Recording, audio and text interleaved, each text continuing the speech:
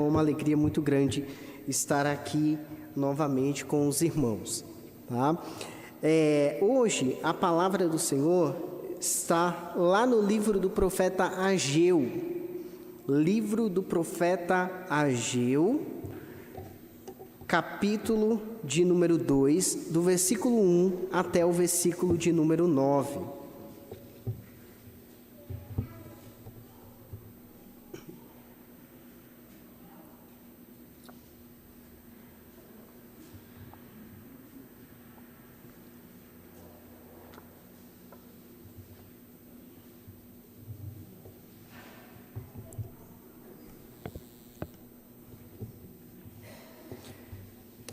Livro do profeta Ageu, capítulo 2,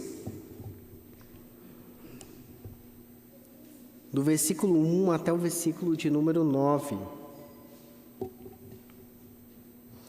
Diz assim a palavra do nosso Deus: No segundo ano do rei Dario, no 7º mês, ao 21º do mês, veio a palavra do Senhor, por intermédio do profeta Ageu, dizendo: Fala agora a Zorobabel, filho de Salatiel, governador de Judá, e a Josué, filho de Josadaque, o sumo sacerdote, e ao resto do povo, dizendo: Quem dentre vós que tenha sobrevivido contemplou esta casa na sua primeira glória?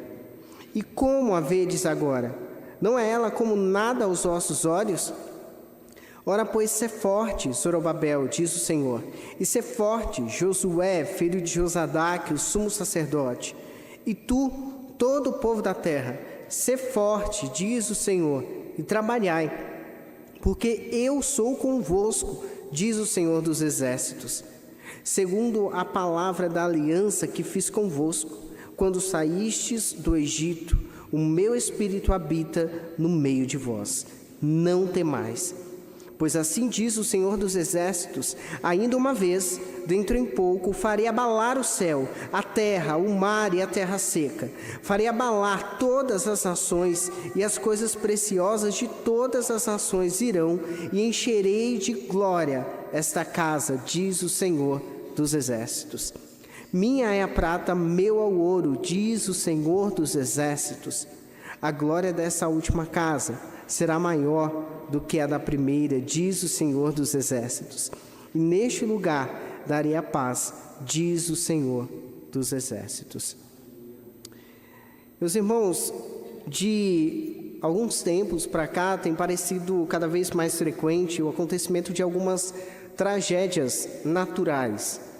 Então nós falamos de desabamentos, enchentes que acabam deixando a vida das pessoas bagunçada e mudando totalmente o rumo de algumas pessoas, de algumas vidas, de algumas trajetórias.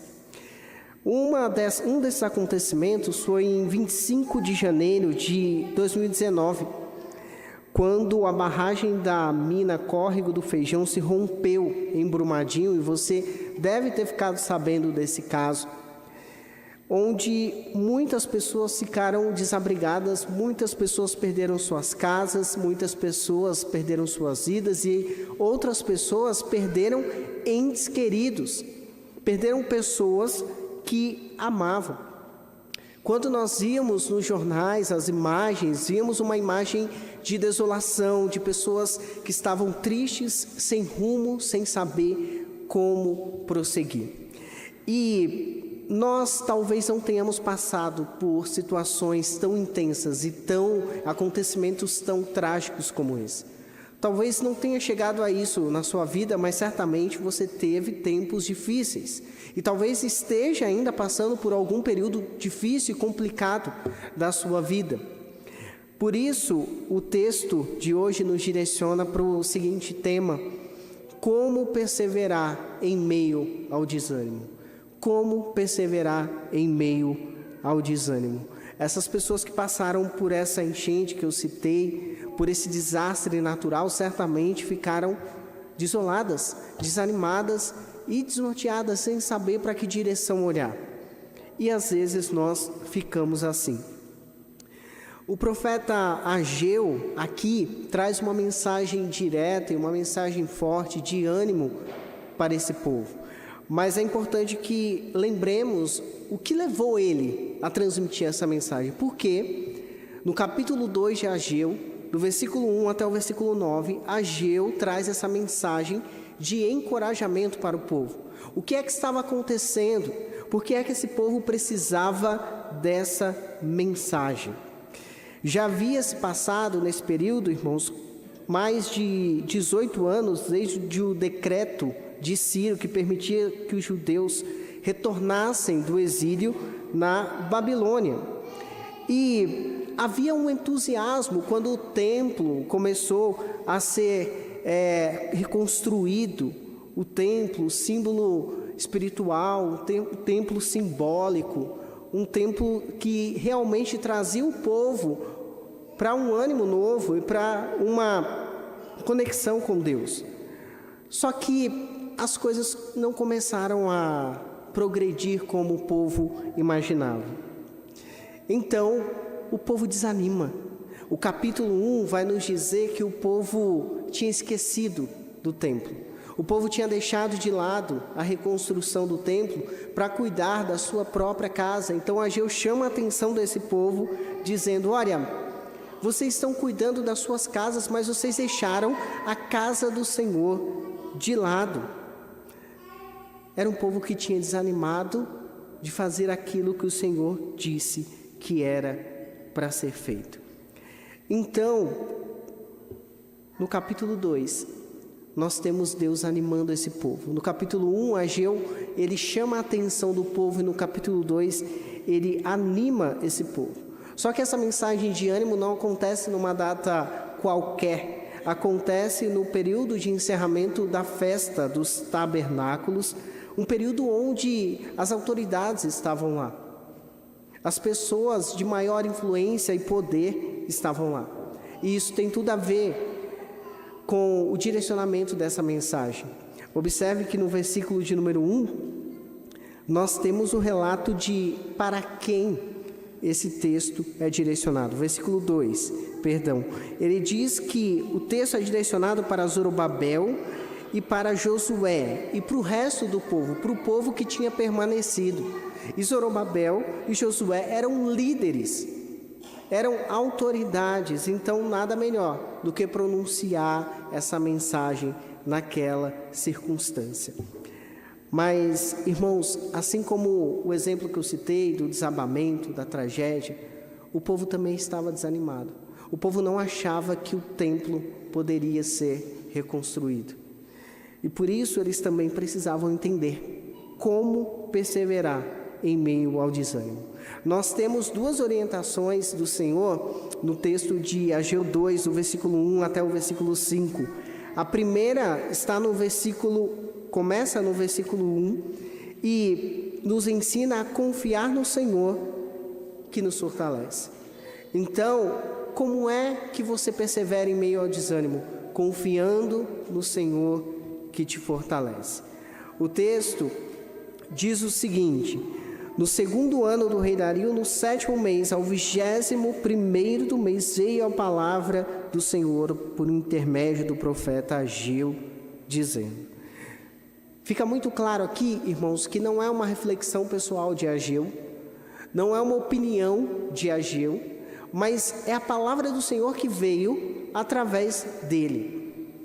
Quando nós olhamos para os profetas e nós percebemos essa característica de que é realmente uma palavra do Senhor, você percebe que não é algo que vem dele, não é o Ageu que ficou com raiva e que emitiu uma mensagem, mas é o Senhor que falou através dele. Então é uma palavra de Deus. E essa palavra dizia o seguinte: fala agora a Zorobabel, filho de Salatiel, governador de Judá, e a Josué, filho de Josadaque, o sumo sacerdote, e ao resto do povo, dizendo. Primeiro, Deus queria chamar a atenção das autoridades, daqueles que lideravam, daqueles que carregavam uma grande responsabilidade, daqueles que deveriam guiar o povo para que o povo não desistisse de reconstruir o templo. aqueles que deveriam animar o povo. Deus chama a responsabilidade. E quando o texto nos diz que a mensagem também é direcionada ao resto do povo, está falando com o povo que permaneceu, o povo que mesmo desanimado ainda permanece, ainda está ali, ainda se preocupa e tem algum tipo de relacionamento com o Senhor. Irmãos, nós devemos notar que há um zelo de Deus aqui com o seu povo. O Senhor zela para com o seu povo. Talvez em meio a um desânimo, em meio a um momento complicado, você pense que o Senhor se esqueceu de você, que o Senhor não vê as suas aflições, que o Senhor não está ali, mas o Senhor zela para conosco. O Senhor cuida de nós. E nós precisamos entender que Ele fala por meio da palavra dEle, que Ele nos direciona e que nós devemos nos colocar diante dEle em oração. Então, vem essa palavra para o Zorobabel, que era um governador, que era uma autoridade, e também para Josué, um sumo sacerdote, nos mostrando que nós precisamos ouvir o nosso Deus. Nós não podemos parar de ouvir o nosso Deus. Nas narrativas do Antigo Testamento, quando nós vemos as pessoas parando de ouvir a Deus, nós vemos elas se perdendo, caindo em pecado, caindo em tragédias. Não podemos parar de ouvir o nosso Deus. Então, por mais que você esteja desanimado, por mais que você esteja cansado, por mais que você não esteja com aquele ânimo de orar, de ler a Bíblia, de estar com os irmãos, mesmo assim você precisa perseverar. E esse povo precisava dessa perseverança. Esse povo precisava congregar, esse povo precisava orar, esse povo precisava estar diante de Deus. Mesmo que fosse para trazer algum tipo de queixa. Não é incomum vermos na palavra do Senhor salmistas se colocando diante de Deus para emitir algum tipo de queixa. Ou até mesmo na história de Jó. Jó se coloca diante de Deus e diz: se eu pudesse me apresentar em um tribunal, exporia diante dele as minhas causas. Ele queria estar diante de Deus para se justificar, expor diante de Deus as suas causas. E talvez em algum momento da sua vida, em meio ao desânimo, você também tenha passado por isso. Talvez você esteja com esse desejo de expor diante do Senhor as suas causas e questionar o momento pelo qual você passa de desânimo ou de dificuldade. Talvez aquelas pessoas naquelas tragédias naturais ou as pessoas que estão passando por dificuldade agora, lá em Minas Gerais, pensem isso também. Mas nunca duvide que o Senhor fala conosco e que mesmo na tribulação o Senhor nos fortalece. O texto, irmãos, continua no versículo 3, dizendo: quem dentre vós que tenha sobrevivido contemplou esta casa na sua primeira glória? E como a vedes agora? Não é ela como nada aos vossos olhos? Então, Deus, por meio de Ageu, está trazendo a esse povo uma convicção de que eles estavam pecando, de que eles não deveriam deixar a obra do Senhor para trás. Eles têm o pecado exposto. O questionamento aqui é em relação à limitação desse povo. Por isso, a palavra do Senhor diz: olha, vocês não viram o que aconteceu antes. Vocês não viram como era a primeira versão aqui do templo do Senhor. Vocês não contemplaram essa casa na sua primeira glória. Vocês estão em pecado. Porque esse povo estava desanimado. Eles não achavam que poderia ser melhor ou igual à construção que eles iriam fazer. Então o Senhor emite essa palavra de ânimo. E aqui, irmãos, quando nós nos propomos a fazer algo para o Senhor e nós começamos a fazer comparações, realmente nós vamos desanimar. Nós devemos olhar para aquilo que o Senhor coloca nas nossas mãos. E às vezes nós olhamos demais para aquilo que o outro está fazendo, para aquilo que o outro tem, ou para aquilo que o outro poderia fazer no nosso lugar. Às vezes até mesmo na igreja nós vemos algo que poderia ser feito, e nós olhamos e falamos: nossa, alguém poderia limpar isso aqui, alguém poderia fazer isso, as coisas iriam funcionar, as coisas funcionariam, o templo seria construído se tivesse isso, e se tivesse aquilo, e se tivesse essas condições. E esquecemos de usar aquilo que o Senhor já colocou nas nossas mãos. A nova construção aqui parecia pequena diante da antiga. Então surgiram comparações no coração do povo. O pastor Ismael falou aqui sobre o exemplo de Pedro andando sobre as águas, e esse é um exemplo muito claro de quando nós paramos de olhar para aquilo que Deus manda nós fazermos e olhamos para as circunstâncias. Pedro começou a olhar para a circunstância. Ele começou a andar sobre as águas e daqui a pouco ele olhou: nossa, eu estou num mar agitado. Mas ele deixou de olhar para quem estava esperando ele, que era o Senhor Jesus. Esse povo, irmãos, quando esse povo para de construir, de reconstruir o templo, é porque ele começa a olhar para as suas próprias forças. É porque ele começa a fazer comparações. É porque ele tira os olhos do Senhor.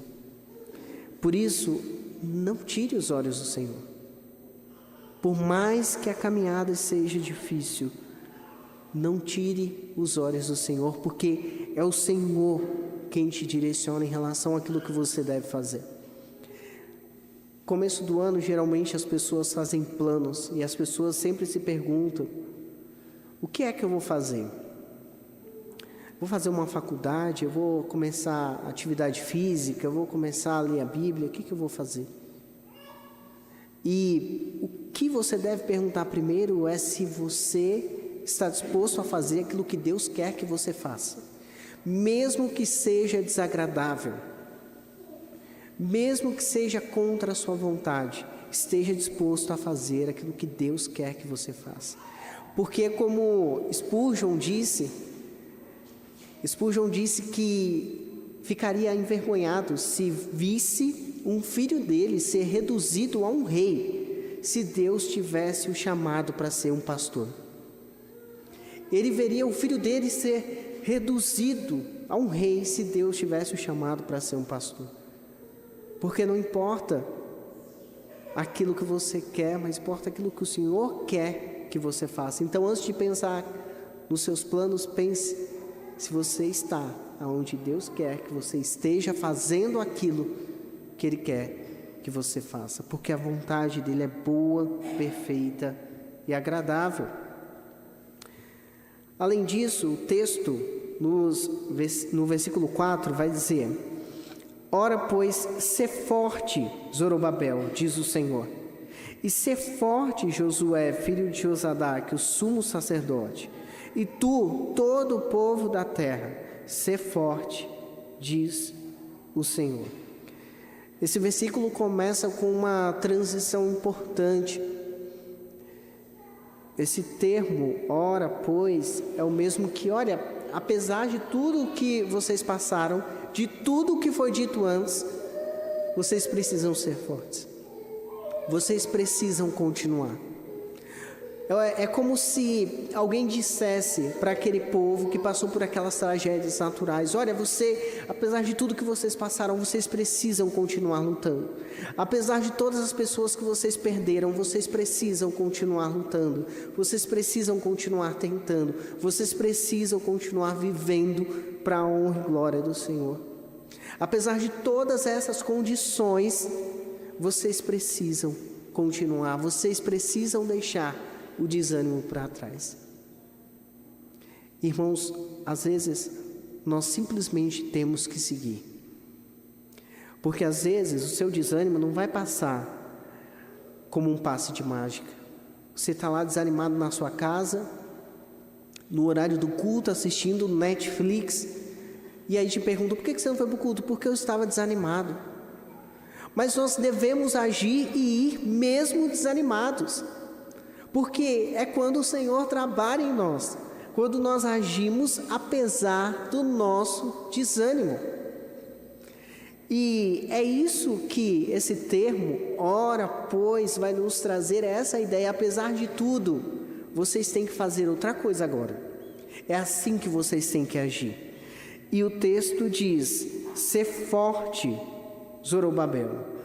E traz agora uma tríplice exortação, direcionada ao Zorobabel. Ser forte, diz o Senhor, e ser forte, Josué, filho de Josadaque, o sumo sacerdote, e tu, todo o povo da terra, ser forte, diz o Senhor. É uma ordem de Deus, mas não é uma ordem que vem vazia. Aquilo que vem depois, quem emite essa ordem faz toda a diferença. Talvez você já tenha passado por algum momento difícil na sua vida, em que alguém deu um tapa no seu ombro e falou assim, se cuida, fica firme, seja forte. O texto aqui não está falando disso. O texto aqui está falando de uma força que vem do Senhor. Quando o Senhor diz ser forte, ser forte, ser forte, Ele está falando, se animem, porque eu farei com que vocês se fortaleçam.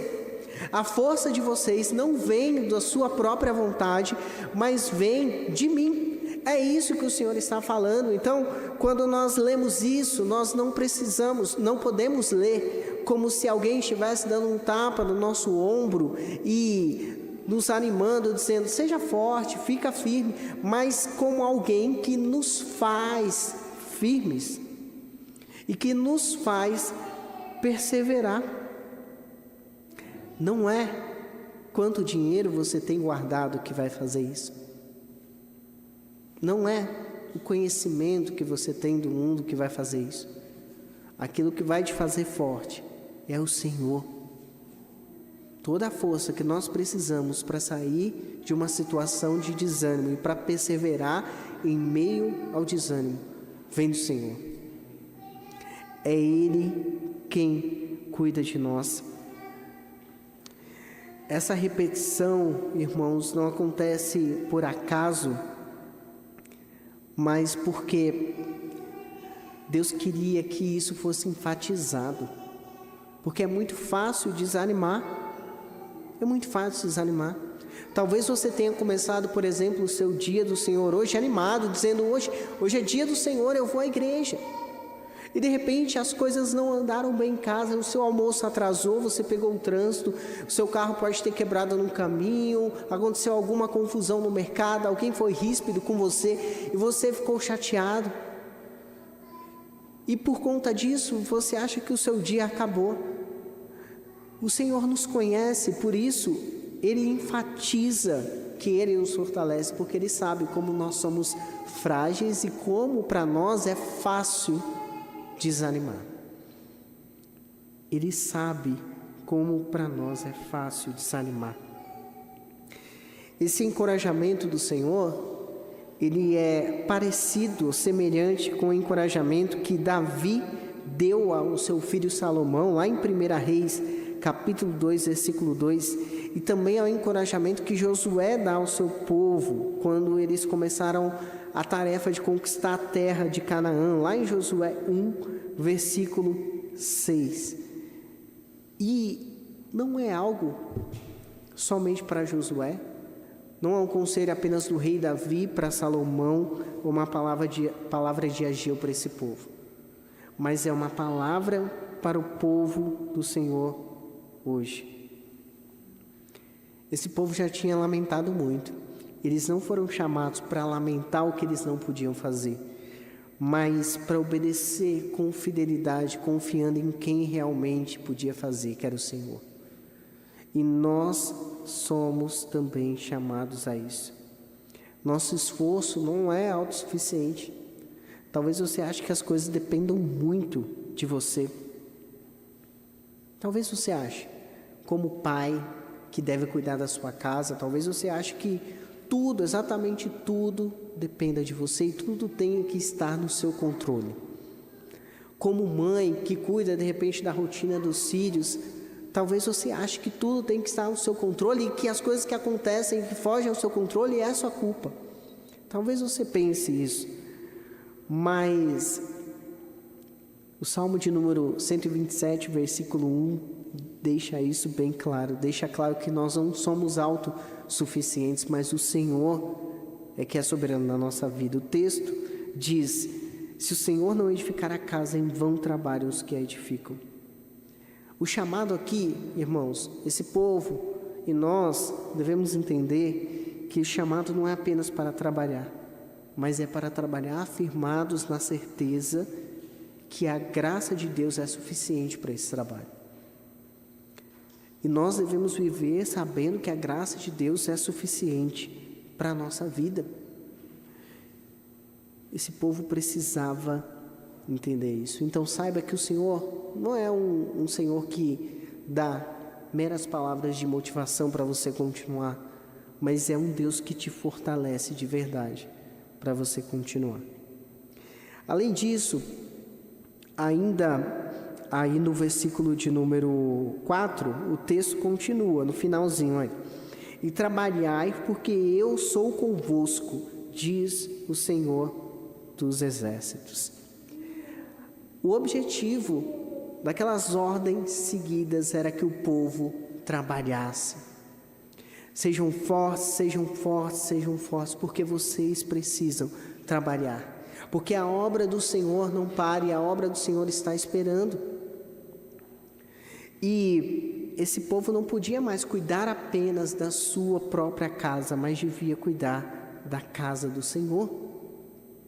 E nós precisamos cuidar também da casa do Senhor. Há pessoas que, quando questionadas em relação ao trabalho da casa do Senhor, sempre querem deixar o trabalho para depois.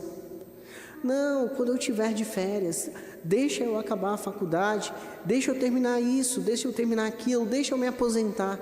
E aí eu começo a trabalhar na casa do Senhor. Mas o tempo que nós temos para trabalhar na casa do Senhor é hoje. É hoje, e essa não é uma tarefa individual, mas é uma tarefa coletiva. É uma tarefa coletiva, porque quando nós entendemos que o trabalho na casa do Senhor é uma tarefa coletiva, nós conseguimos animar os nossos irmãos também. E por que esse povo deveria ser forte? Por que esse povo deveria trabalhar? O final do versículo nos direciona ao motivo. Porque eu sou convosco, diz o Senhor dos Exércitos. O fundamento de tudo o que esse povo deveria fazer estava na promessa de que o Senhor era com eles. Vocês devem fazer isso, isso e isso. Mas não acaba aí. O Senhor diz o motivo, porque eu sou convosco. O chamado para trabalhar não repousa na força deles. Vocês devem trabalhar porque aqui tem gente capacitada e ele faz isso, ele faz aquilo.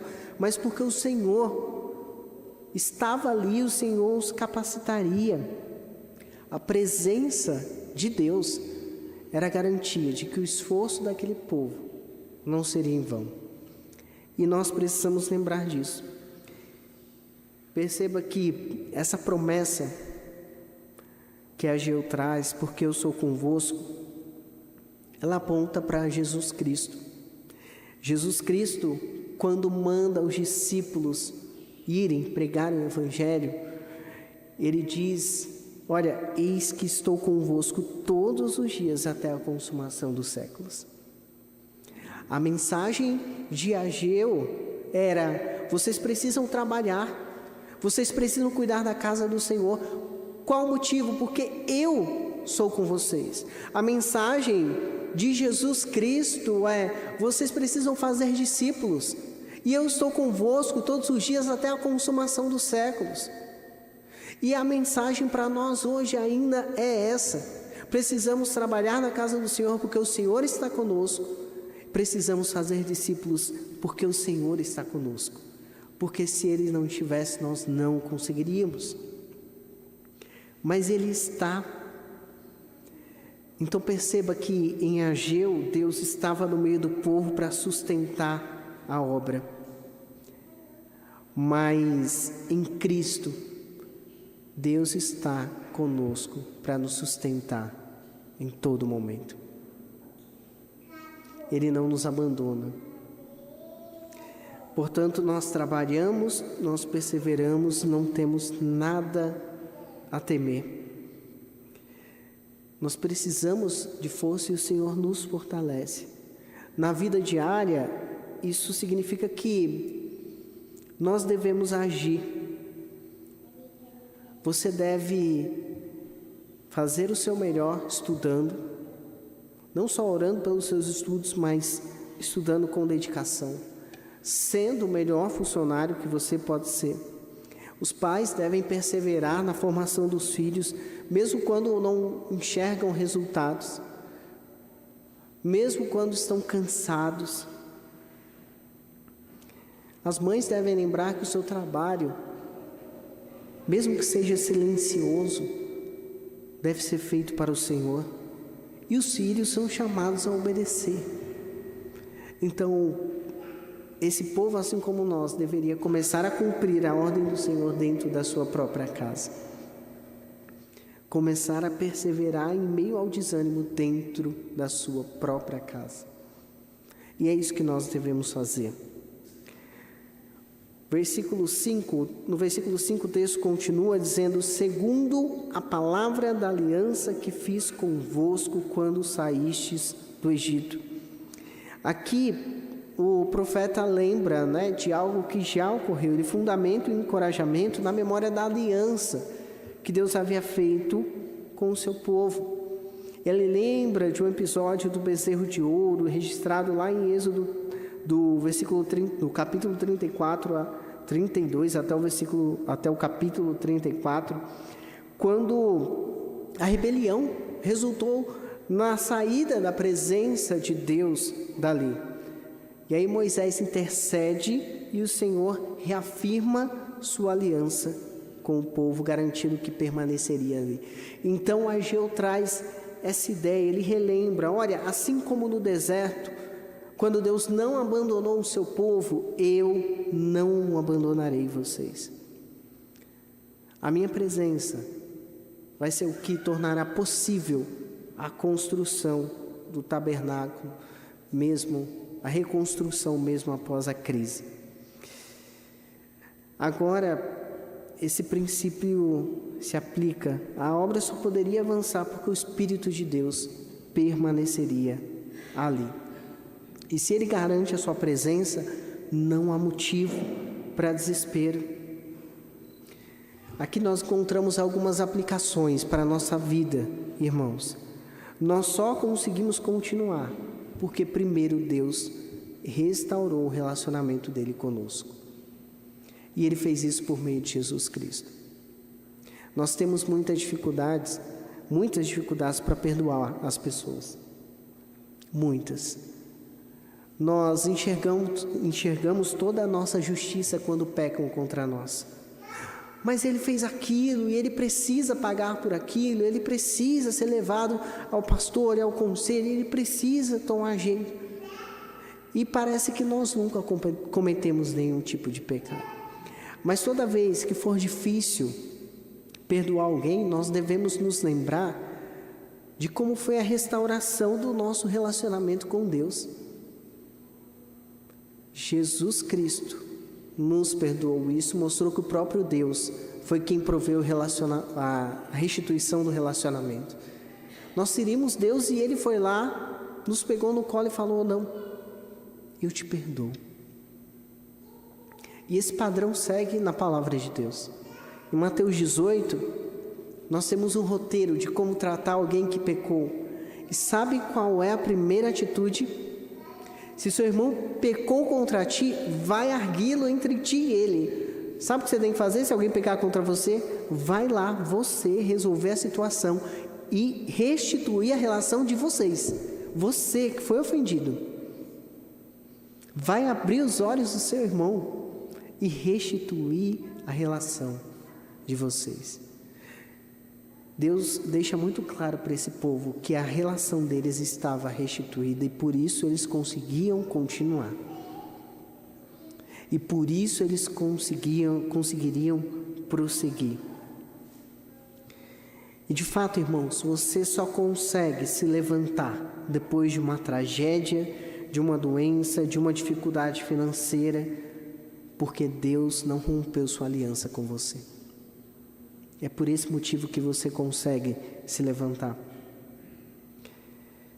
Quando pessoas atravessam tempos difíceis, geralmente elas procuram aonde se apoiar. E elas podem se apoiar no Senhor, porque o Senhor está ali.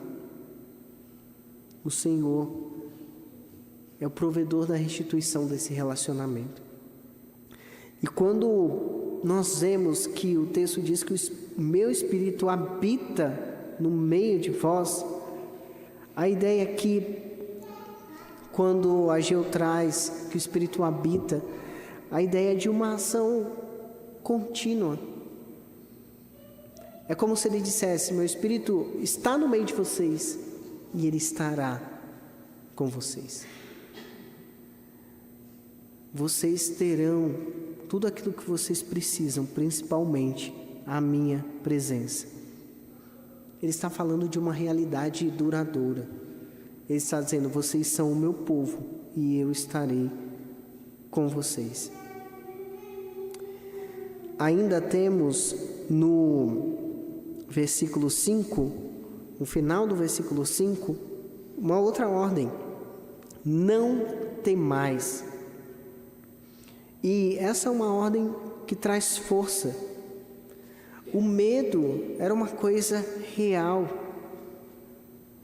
O medo de que nações atacassem e eles não tinham poder, eles não tinham como se defender naquele momento. Então, era o medo de ser atacado, era o medo de comparações, era o medo daquilo não dar certo por algum motivo, olhando para as próprias circunstâncias.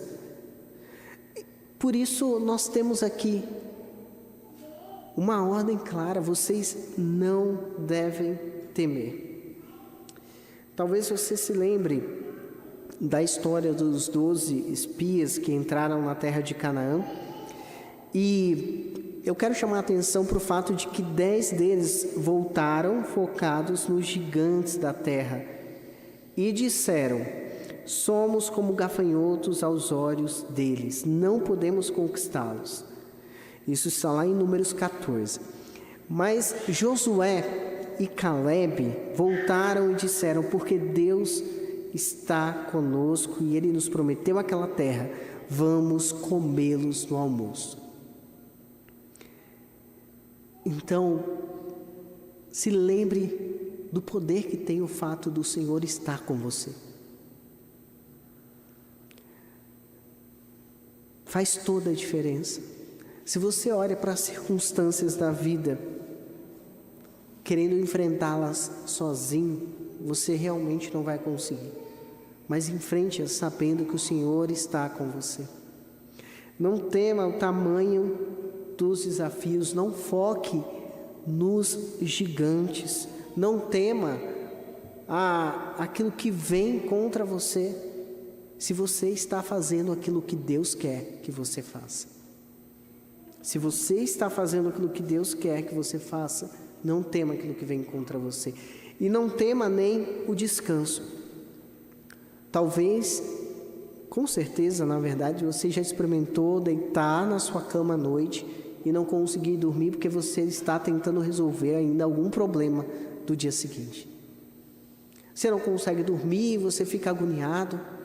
Mas não tema até mesmo descansar.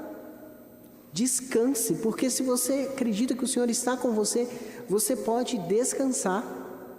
O Salmo de número 3 traz a história de Davi quando fugia de Absalão, o relato dele. E em certo momento ele diz: olha, eu deito e pego no sono.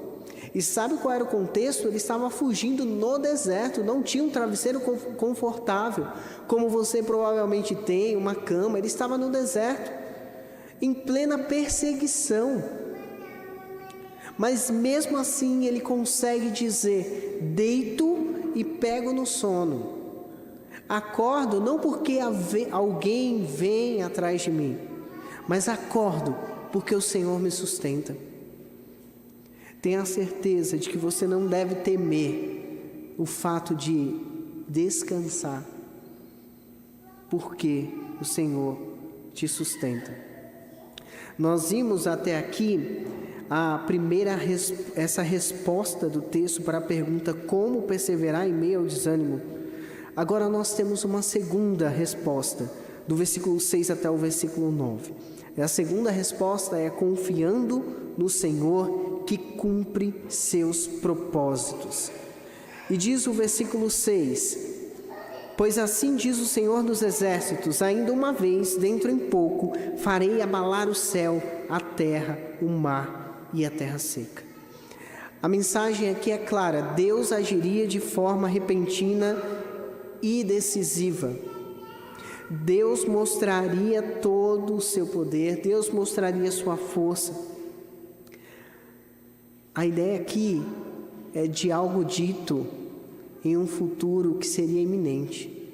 É Deus dizendo assim: eu estou falando que vou fazer e logo em seguida eu vou mesmo fazer. É certo que eu vou fazer. E ele usa aqui expressões que mostram o poder de fato do nosso Deus. Quando ele diz que, olha, farei abalar o céu, a terra, o mar, a terra seca, tudo será abalado.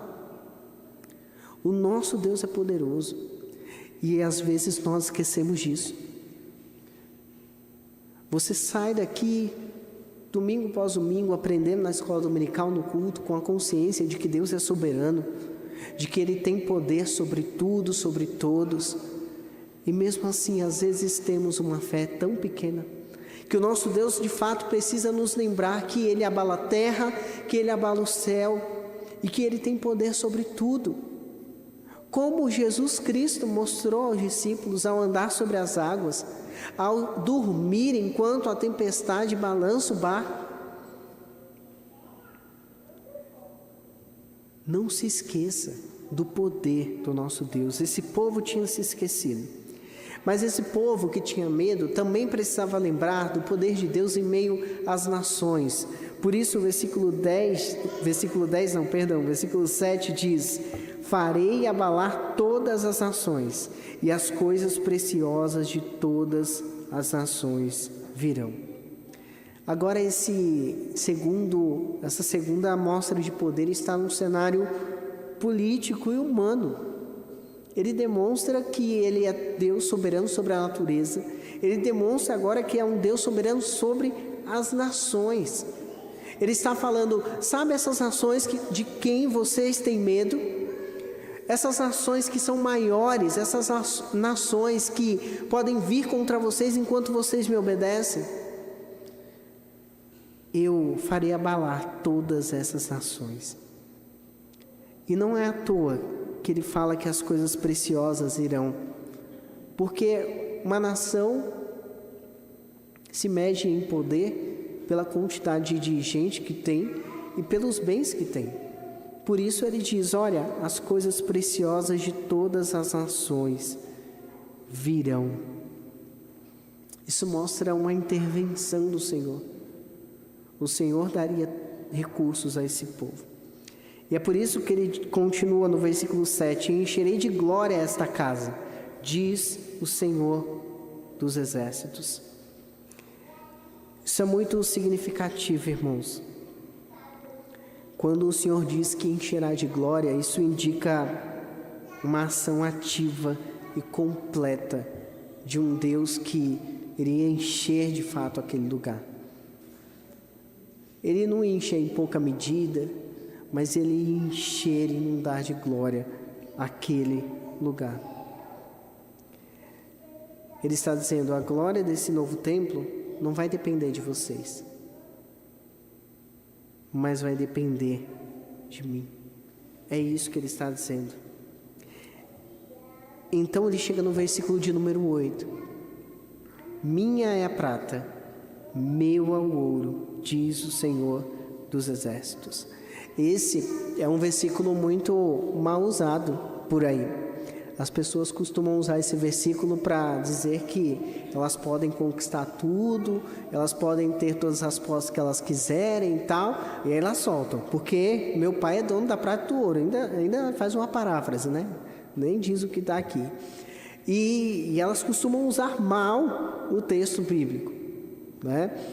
E é nesse contexto todo que Ageu diz: olha, o Senhor está dizendo para vocês, minha é a prata, meu é o ouro, diz o Senhor dos Exércitos. O Senhor diz: olha, eu farei abalar as nações, as coisas preciosas das nações irão, porque minha é a prata e meu é o ouro. Tudo o que há no mundo é meu. E com isso o Senhor não está dizendo que você vai ser rico porque você é crente, ou que você pode usar os bens que o mundo tem do modo como você quer porque você é crente. Mas Ele está dizendo o seguinte: olha, eu vou usar os recursos que precisarem ser usados para que o templo seja reconstruído, porque é tudo meu e eu uso na medida exata. Deus diz aqui que todo o valor material está sobre o seu domínio.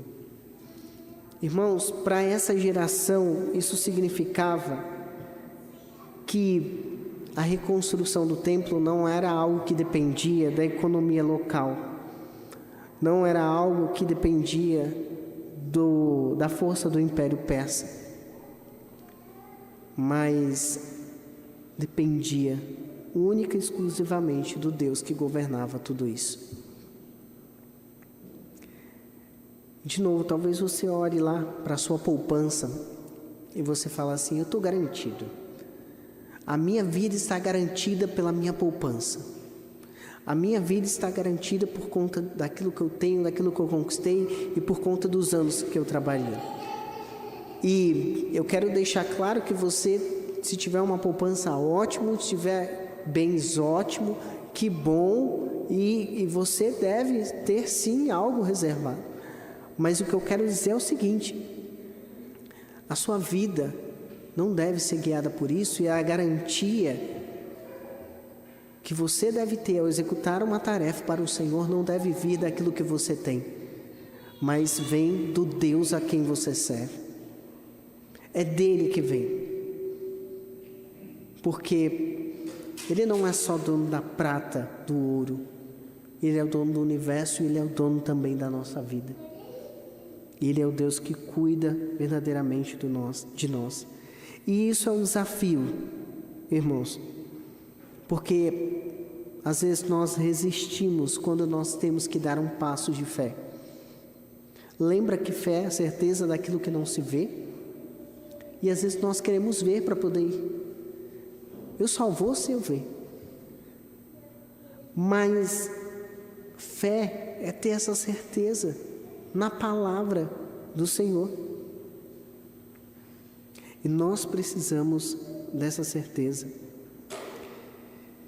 Isso confronta o nosso medo de obedecer, porque às vezes queremos obedecer com todas as provas.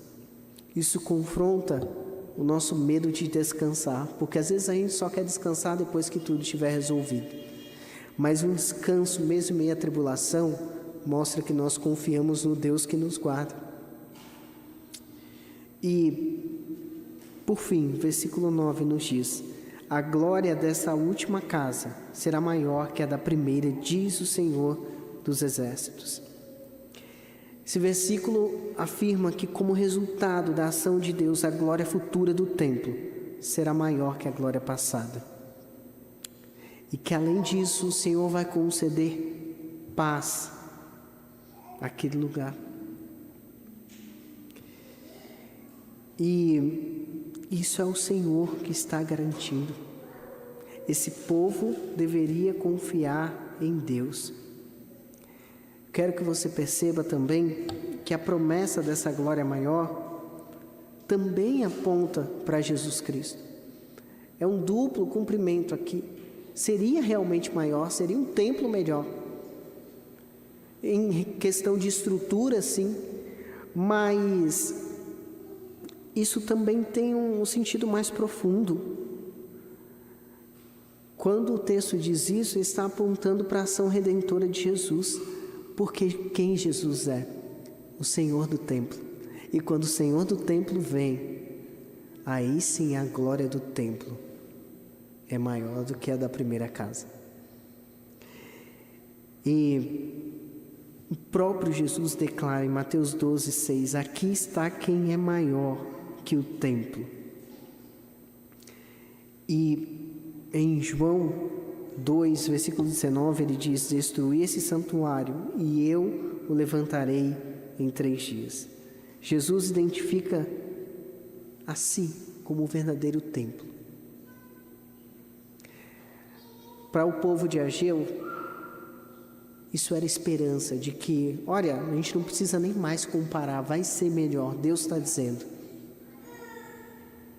Mas eles deveriam imaginar que o Senhor mandaria o seu Filho, que seria o Senhor do templo, maior do que aquela estrutura física. E que aquilo traria àquele povo o que nós não temos em meio ao desânimo: paz. E neste lugar daria paz, diz o Senhor dos Exércitos. A paz prometida aqui por Ageu está ligada à renovação da aliança, mas de novo está ligada a Jesus Cristo. Essa paz também aponta para Jesus Cristo, aponta para a paz que Ele traria.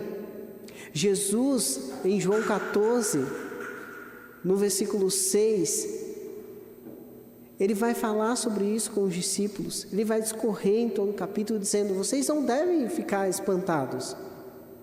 Vocês devem crer em Deus, creiam também em mim. Olha, eu sou o caminho, eu sou a verdade, eu sou a vida. E Ele é também a paz. Por fim, precisamos retomar aquilo que guiou a nossa exposição. Como perseverar em meio ao desânimo? Ageu respondeu para nós. Mas, irmãos, que essa palavra não seja uma palavra para que você ore e fale, nossa, como aquele povo deveria ter fé. Nossa, que povo desanimado. Mas que seja uma palavra para que você ore para a sua vida, para aquilo que tem deixado você desanimado, impedido você de trabalhar na casa do Senhor, e para que você enxergue que é o Senhor quem diz para você, seja forte, trabalha, não tema. Se eu te falei para fazer algo, eu vou mover os céus, eu vou mover a terra, eu vou te dar todas as condições para que você faça. Eu te chamei para ser pai, eu te chamei para ser mãe, eu te chamei para ser filho, e eu vou dar todas as condições para que você seja um bom pai, uma boa mãe, um bom filho, para que você estude e glorifique ao Senhor nos seus estudos, e eu vou dar todas as condições para que você consiga ser um crente que testemunha o verdadeiro evangelho no seu trabalho. É isso que o Senhor está dizendo, porque Ele não fala apenas com esse povo, mas Ele fala conosco. Ele nos mostra que para perseverar em meio ao desânimo, nós devemos confiar no Senhor que nos fortalece, e não em nós. Se nós olharmos para a nossa capacidade, vamos desanimar. Aliás, há 2 opções. Quando as pessoas olham para a sua própria capacidade, ou elas ficam bem tristes, ou elas ficam muito felizes, e aí elas acham que são mais do que realmente a realidade apresenta. Então, ore para Jesus Cristo. Isso não significa que a sua vida não terá nenhum tipo de tragédia, mas isso significa que é possível seguir em frente depois de qualquer tragédia, se você ouvir a voz do Senhor te direcionando para ser forte e para não temer. Por isso, como perseverar em meio ao desânimo? Ore para o Senhor, porque Ele te fortalece, e principalmente porque Ele cumpre os seus propósitos. O momento difícil de desânimo pelo qual você passa hoje não anula a aliança que o Senhor fez com você, e o fato de que mesmo em meio ao desânimo Ele não te abandona. Vamos orar. Senhor Deus, obrigado, Pai, porque o Senhor cuida de nós. Obrigado porque o Senhor é um Deus misericordioso. Pai, por vezes, assim como esse povo, nós passamos por momentos difíceis, momentos de desânimo, momentos de dificuldade. Por isso nós pedimos que o Senhor fortaleça a tua igreja, porque em certos momentos é difícil até confiar, orar, ler a tua palavra, Deus. E pedimos que mesmo assim o teu Santo Espírito nesses momentos nos traga até a tua casa para ouvir a tua palavra, Deus. Nos ajude, Pai, a continuar trabalhando na sua obra, sabendo que nós não devemos fazer comparações, nós não devemos olhar para o lado, nós devemos fazer aquilo para a tua honra e tua glória, porque foi para isso que nós somos criados, para te glorificar. Nos ajude, Senhor Deus, a também confiar no Senhor, porque o Senhor cumpre os seus propósitos. Não há propósito nenhum que o Senhor não tenha colocado em prática, Deus. E que o Senhor nos ajude a olhar para a sua palavra e ver como o Senhor guiou o seu povo, como o Senhor cumpriu sua aliança e como no teu Filho Jesus Cristo nós temos o cumprimento da maior promessa de todas. Por isso, cuida de nós e nos fortaleça, Pai. Essa é a nossa oração em nome de Jesus. Amém.